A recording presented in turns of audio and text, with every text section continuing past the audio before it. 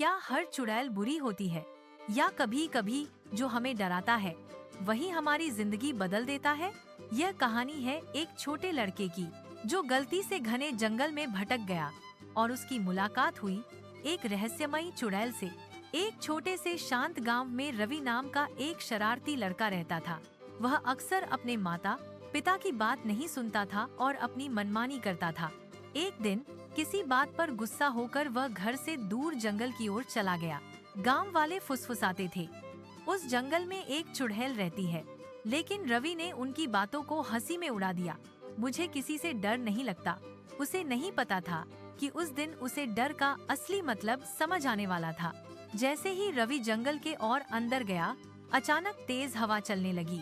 आसपास के ऊंचे ऊंचे पेड़ जोर जोर से हिलने लगे, जैसे कोई उन्हें झकझोर रहा हो।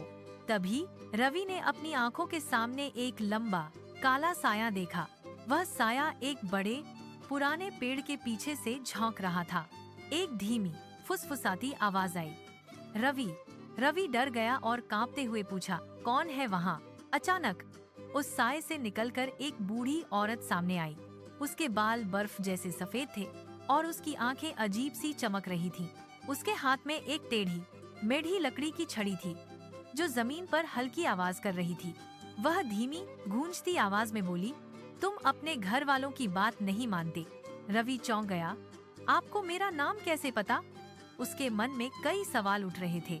चुड़ैल ने एक रहस्यमयी मुस्कान दी और कहा, मैं सब जानती हूँ। अचानक उसके चारों ओर एक हल्की नीली रोशनी फैलने लगी जो धीरे धीरे तेज होती गई। रवि घबरा गया और वहाँ से भागने की कोशिश करने लगा, लेकिन उसके पैर जैसे जमीन से चिपक गए थे। वह हिल भी नहीं पा रहा था।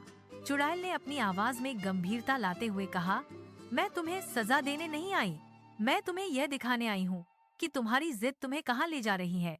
अचानक जंगल का पूरा दृश्य रवि की आंखों के सामने बदल गया। उसने देखा कि उसके माता पिता घर के बाहर खड़े रो रहे थे। वे उसे हर जगह ढूंढ रहे थे।